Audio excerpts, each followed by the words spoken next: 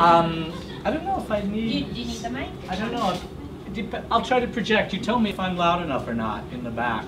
I can use this if I need to. Okay, so I'm going to talk about Rails Composer, which is an open source project I've been working on for a number of years now, 3 or 4 years. And I'm already lost, so give me a moment to get organized. So this is a talk that I actually did last month in the US, in Utah, at the Ruby Hack conference. And I'm going to adapt it and compress it, and hopefully give you a sense of what you can do with Rails Composer. This is going to be a lot of fun. What we're going to do in just about 10 minutes is all it's going to take, but then I'll talk about it more, is actually generate a fully functioning Rails application from scratch with user authentication, authorization, Bootstrap front end baked in, everything that you would typically do if you're starting up a new Rails project. And the whole idea is, and I ran into this a couple of years ago, this is why I started it, I'd be doing some consulting work, often not Rails related, more CTO level work, and I'd come back to work on my own projects, maybe a startup or a side project, hobby project or something, and I'd want to get into Rails, and I'd be like, oh my God, what's the current state of Rails? Because as we know, Rails changes at least every 6 months or a year and a half, and I'd have to be figuring out, scrambling, oh, what's the current way that we're supposed to bring up an app today? So every time I did that, it'd be like, how come we don't have some example applications out there that already show the integration of gems like devise for authentication or a standard way to do authorization or something like that? So I started doing that, and a lot of people started following the GitHub repos, and I started writing tutorials because my background is really more as a computer journalist than actually as a developer. So I would write these really long, detailed tutorials, mostly for my own benefit, and then I found a lot of people were following that. So that's how the project evolved over time. But before being boring about the context and the background, let's actually see what Rails Composer can do. So you can follow along with this if you have your laptop, which most people don't, but we'll pretend you do if you did. You can go to this page, which is railscomposer.com, and all you need is this command to paste into your terminal application. It looks very similar to the Rails new application command that you probably use every time you start a Rails app. Here it is. So you always do probably Rails new, and then my app or some name of your application. But the geniuses that are the core maintainers of Rails had this brilliant idea a couple of years back to provide this capability called application templates. And what you can do is pass this flag -m with your Rails new command, along with the name of a file on your local system or a URL pointing to something out over the internet. In this case, a file that lives on GitHub. And it's a script written in Ruby using the Thor DSL, domain-specific language, which is recommended for building generators in Rails. So this may get a little technical, and some of you will appreciate that, and it may be boring because of that, but the fun part is actually seeing the application being built. So if you were to go ahead and paste this right into your web browser, into your terminal application, something like this, it would start running. If I had the right gem installed. We won't do that right now. And it will ask you a series of questions. It's a menu, series of options. First option is to build a starter application. What do you want to build? The options are some of the example applications I was talking about, those examples that I would build every 6 months or so. That would be an example of integrating, say, devise and Bootstrap and RSpec into your Rails application. There's also the option of some custom applications.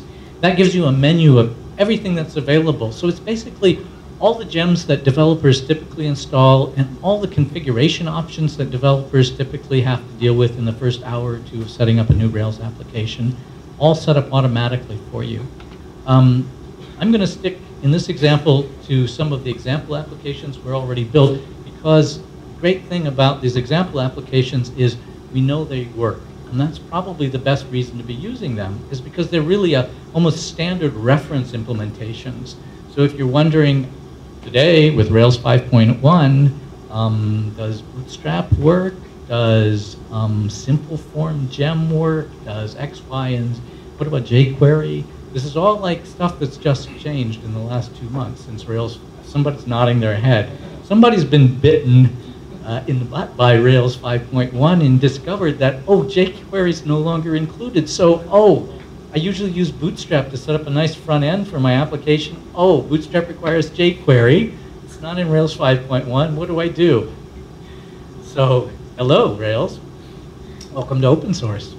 So anyway, the Rails apps example applications right now, I'm currently upgrading all of them to 5.1 and running into these kind of problems and solving these kind of problems so that hopefully you don't have to deal with that next time you need to build a Rails application. So we could pick from a number of Rails beginner applications. I have a book out there that at least one of you I think has read, which is Learn Ruby on Rails. It's an introduction for beginners, people who haven't done any programming who want to get started with Rails. So there's an example application that goes along with that book. There's also an example application that shows how to integrate the Bootstrap front end, one that shows how to integrate the Foundation front end, which is kind of like Bootstrap and not quite as popular. An example application that shows you how to set up a simple mailing list on MailChimp, and really it's an example of using ActiveJob for background processing, asynchronous processing. There's OmniAuth, which is authentication using any number of providers like Twitter or Facebook or GitHub. There's Devise, which many of us are using as our authentication for and user management with user sign up and log in with an email address. There's a combination of Devise with some simple role-based authorization, and also an example using Pundit, which is a popular gem for doing authorization. So we have access control to, say, the administrative dashboard. There's some more examples that show how to set up an application using Stripe payments, which I'm not sure if you're building anything with Stripe in the Philippines. Does anyone use Stripe? No, Stripe hasn't included.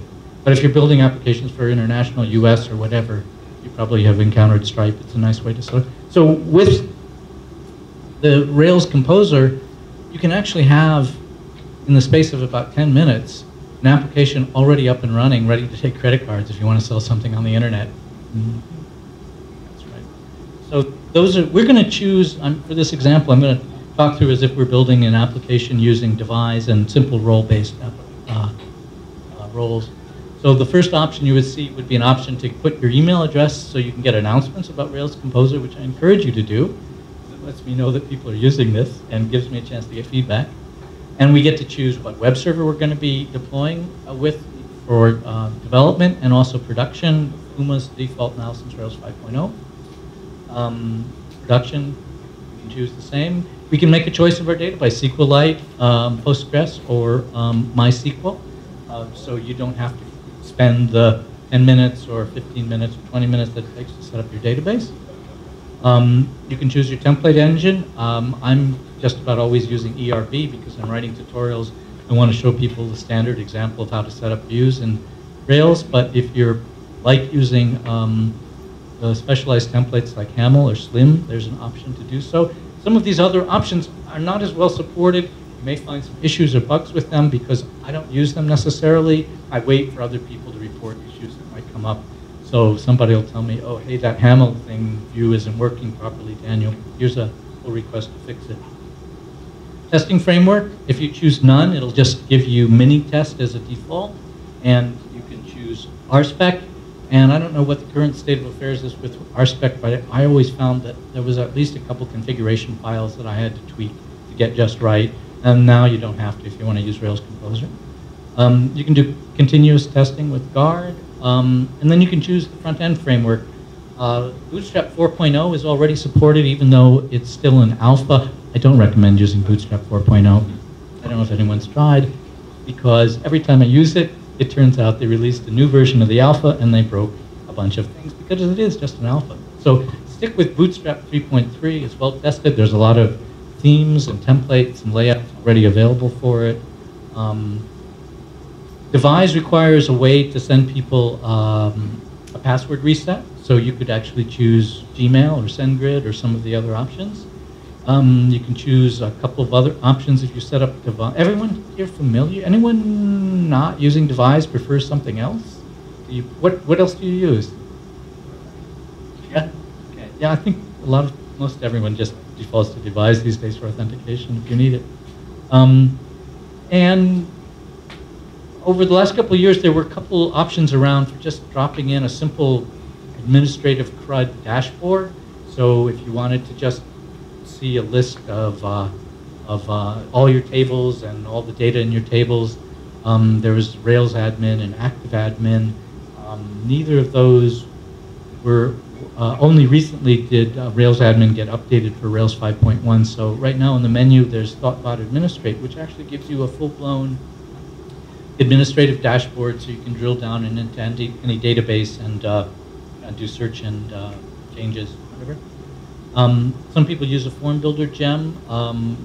Simple form is not compatible with Rails 5.1. I just discovered. Hey, thank you very much. So it's actually a warning on the menu now. This slide is a little older. This was before Rails 5.1 came out. And I've just updated that menu item in Rails Composer to warn people, don't choose simple form if you're going to choose Rails 5.1. And here, I did a Kickstarter project campaign to fundraise to be able to spend some time working on Rails Composer about a year ago when I was in Vietnam.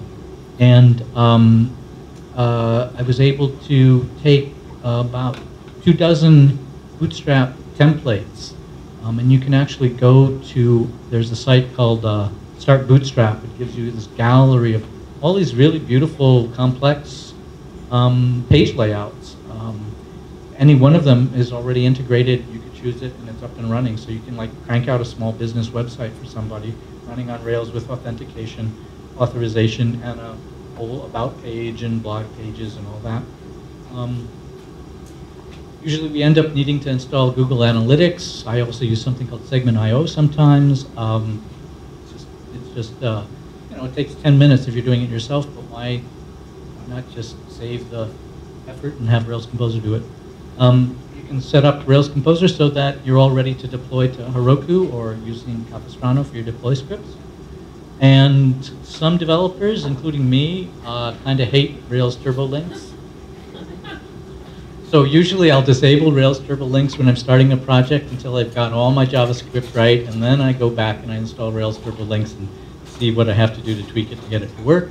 You can turn it off here as an option. Also, robots text files so that you don't have your brand new application exposed to Google Spider before you're ready. You can create a GitHub repo on the fly from Rails Composer. So once you run Rails Composer, you just change directories. It takes about 5 minutes to run. Change directories into the application, run bundle install, run Rails server, and it's running. So let's actually take a look at an application that I generated just recently, a few minutes ago. Let's see if this works. I'm not sure if it does.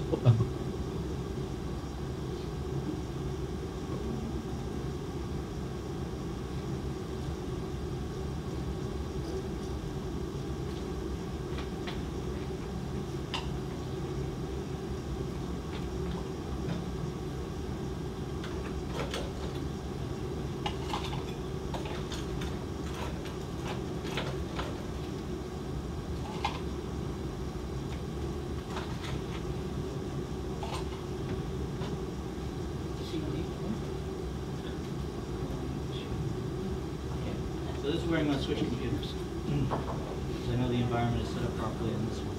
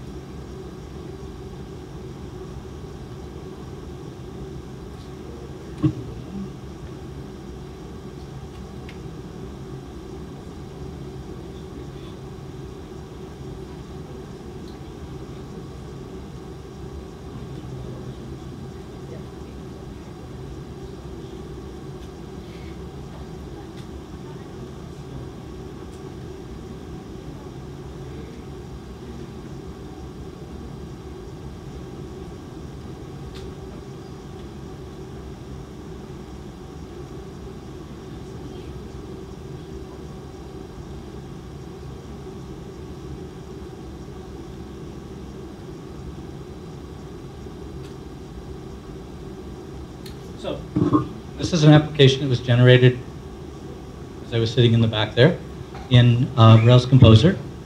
It's got a Bootstrap page template, a fairly simple one.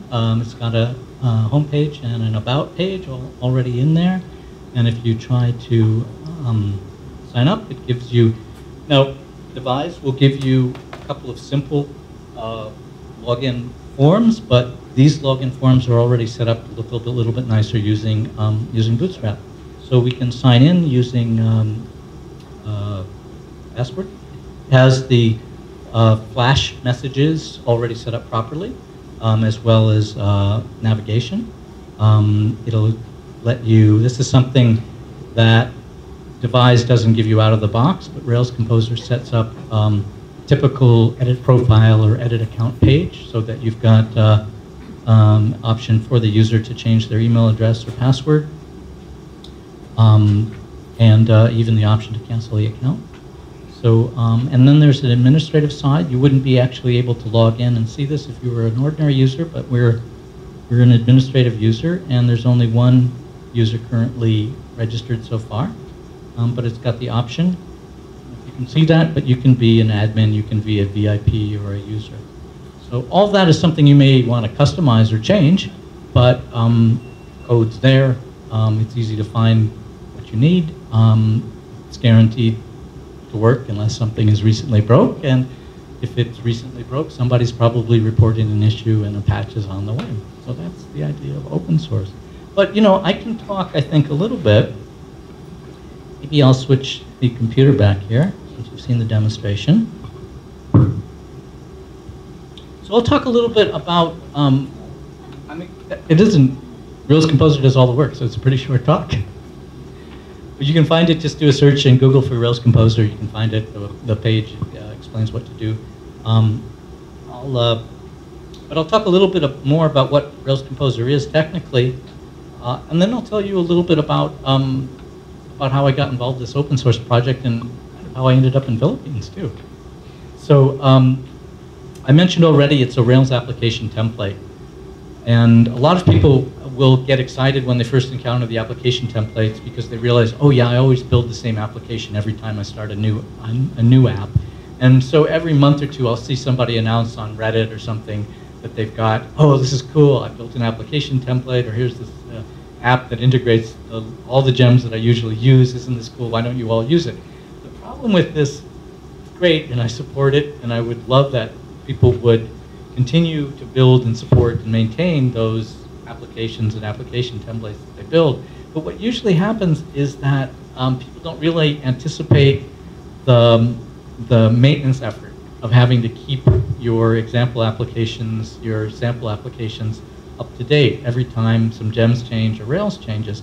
And for whatever reason, Rails Composer has kind of ended up, there's enough of a user base, enough people using it that people will let me know and contribute patches and identify issues so that those maintenance issues are really end up supported by a community rather than one person who's saying like, oh wow, here's the nifty standard generic application that I always build, because it usually doesn't last very long. So it's only about 2,000 lines of code. You can actually see the code if you look on GitHub. You can open up the file and poke your way through it.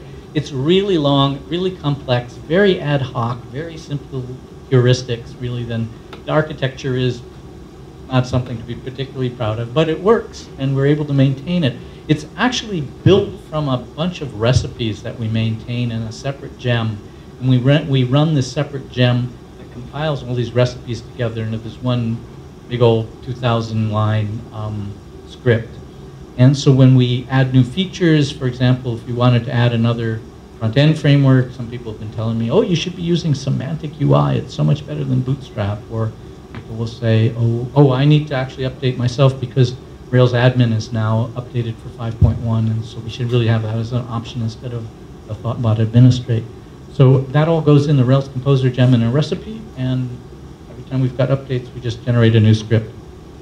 So the Rails Apps project is both the example applications and this is a list of all the example applications that also highlights the book if you've got friends who just want to get started with Rails. It's a great place. People recommend Michael Hartle's Rails tutorial. Most of us probably got started if we're programmers using Michael Hartle's book. But when I've done workshops, I find that if you're not a programmer, it gets to be dense and heavy going. So I wrote a book that's a little easier and kind of sets the stage, provides more context and background. So there's an example application for that book for people. And I've got tutorials, and the project is actually supported, and it's been supported for most of the years I've been working on it, by people paying to buy tutorials that go along with the example applications. So it's an interesting model for open source, because I've actually made, for a few years there, when the project was popular and Rails had a lot of steam and interest and new people coming on board, I was actually living in San Francisco and working full-time on the Rails apps project without any outside consulting or staff job or anything like that. And so I encourage people, when they think about open source, not just to think about it as something you do as a sideline, or if the boss lets you have a little bit of time during the workday to work on an open source project. You can actually find ways that you can actually make a living, support yourself doing open source. One way is by making the code available for free and then providing educational materials. That was a model that was working for a while for me. But anyway, all these applications, ActiveJob, Roles, Pundit, Devise, the Stripe applications, it's all up on GitHub for free. The code is there. That's one component. Rails Composer is the other component. It generates example applications. And finally, the tutorials. So there's no mystery code. If people want to pay for the tutorials and study, it's a good way for beginners to get started. So, but I can also talk a little bit about how I got started with this, because it's kind of entertaining. So, look at my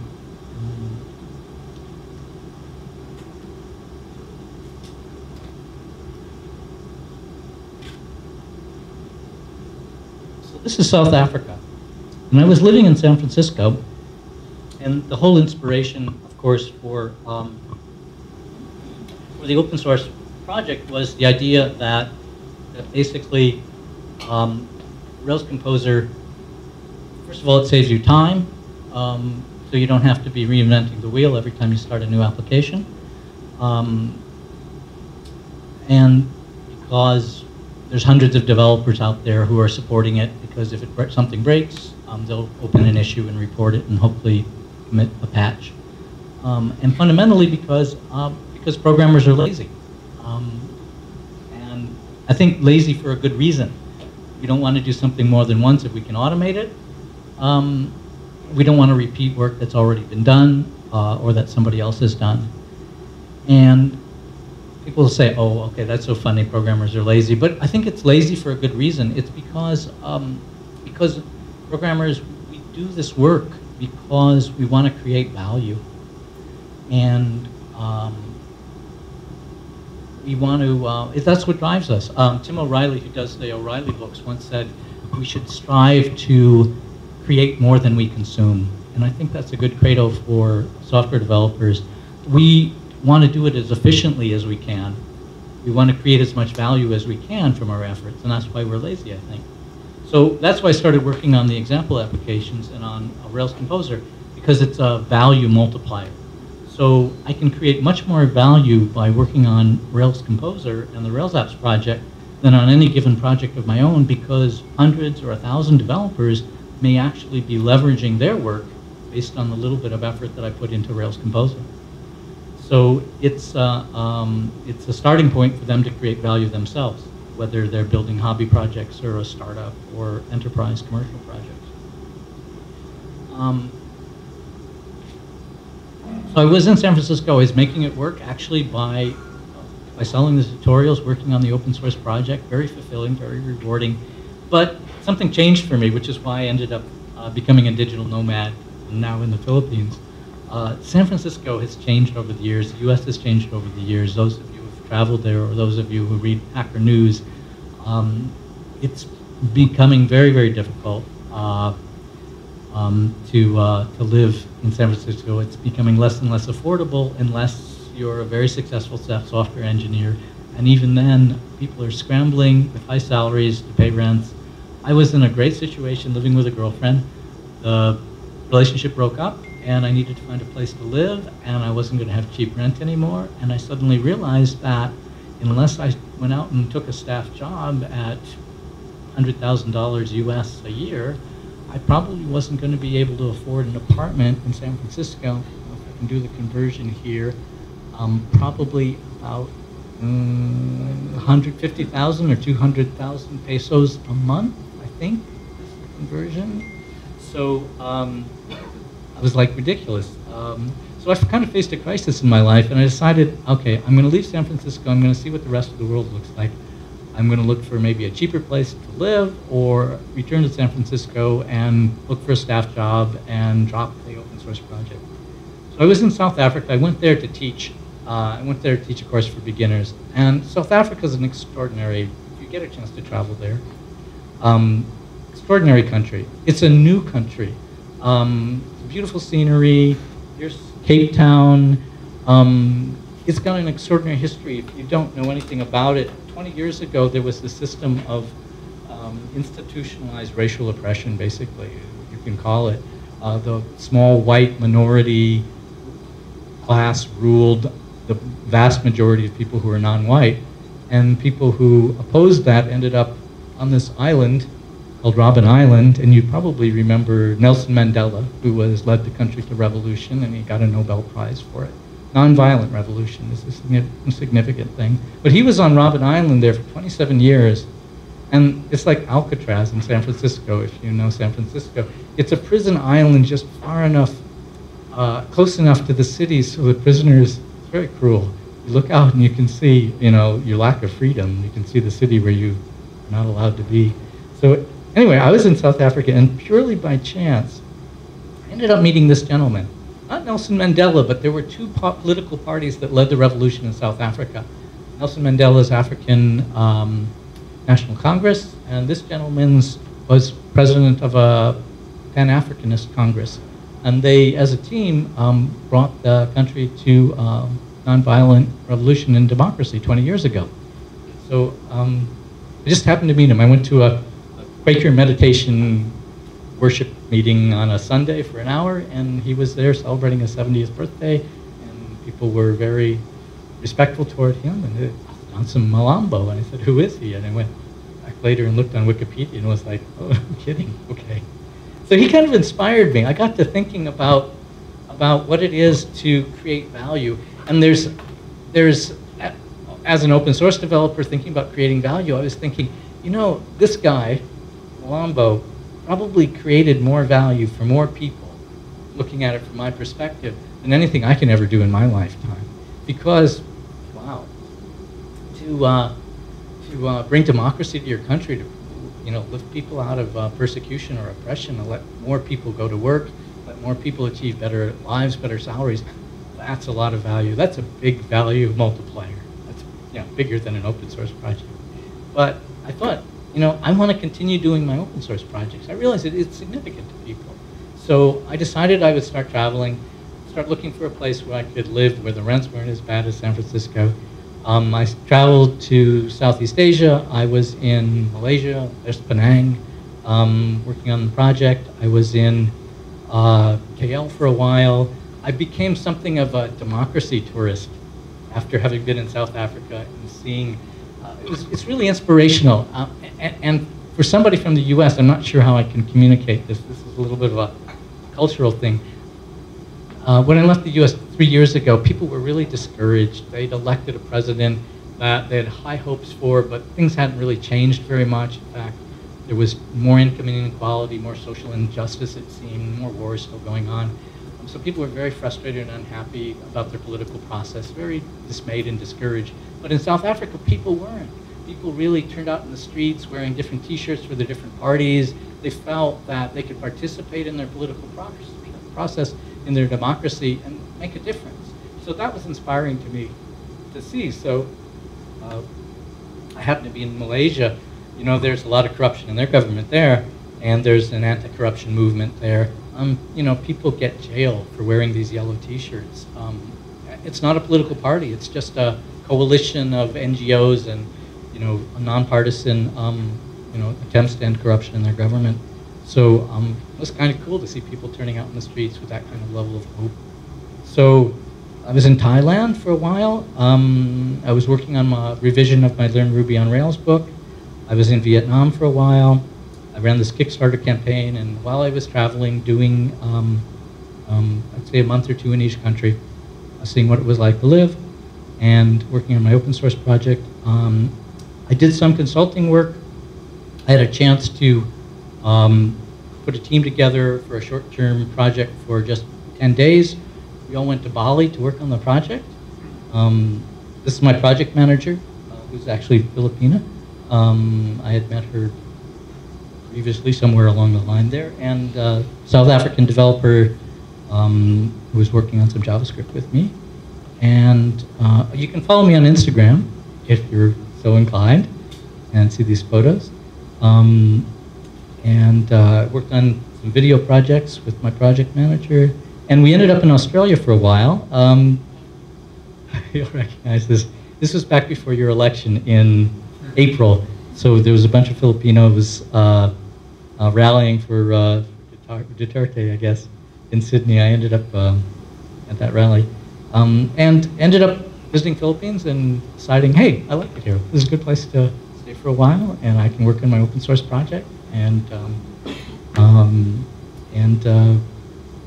that's why I'm here. So I still do some consulting work now for people in the U.S., but I still manage to work on the open source project, and it's a good balance. I have to say that in terms of, you know, working for something that brings some good to people, creates some value, open source, you don't end up imprisoned on Robben Island. So I enjoy it. But there's this quote from Tennyson, to strive, to seek, to find, and not to yield.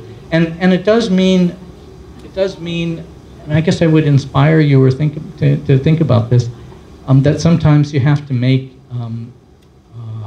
take some risks in your life, try something new, move out of your comfort zone. For me, it was a big deal to leave San Francisco.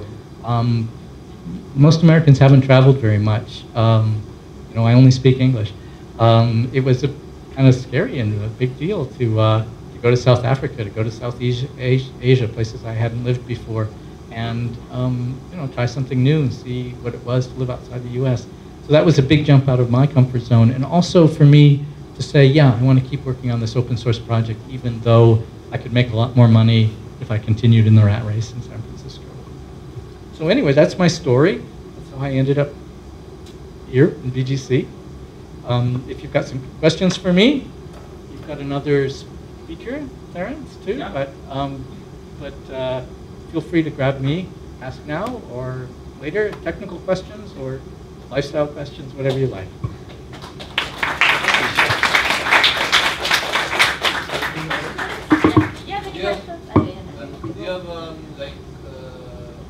Do you have to go through all the steps every time, or do you have like super templates that, you know, specify this and this? And that would be nice. Some people have asked me, is there a way to like set up my preferences, my default? Yeah, yeah. We haven't really figured out a way to do that yet that's efficient, but it's pretty quick, 5 minutes to go through the steps. Even the custom application, they give you many more options. You can kind of whiz through. Yeah. It does save you time. So yeah, no preferences yet that way. Any other questions? Thank you. Any more questions? No questions? If you have templates that we want to, you know, if like you end up having an application, you think, you know, this isn't the way I want to do it, but I've got one that I like to use. Really, I encourage you to get in touch either with a GitHub issue or just my email address, and I'll help you get it set up so we can offer some more templates to more people. I'd love to see that. Some people have, you know, different configurations, like an API. Oh, I didn't talk about like what's to come. I'm hoping to maybe have an example API application that's really more about back-end than front-end. and maybe some applications that integrate some of the JavaScript frameworks like a React or Angular or Ember, so that you've got that all ready to work on as a custom application. Cool. Thank you for having me here, and thank you for your hospitality. Mabuhay! Yes, having me in the Philippines, because I love it. Thank you. Guys, kayo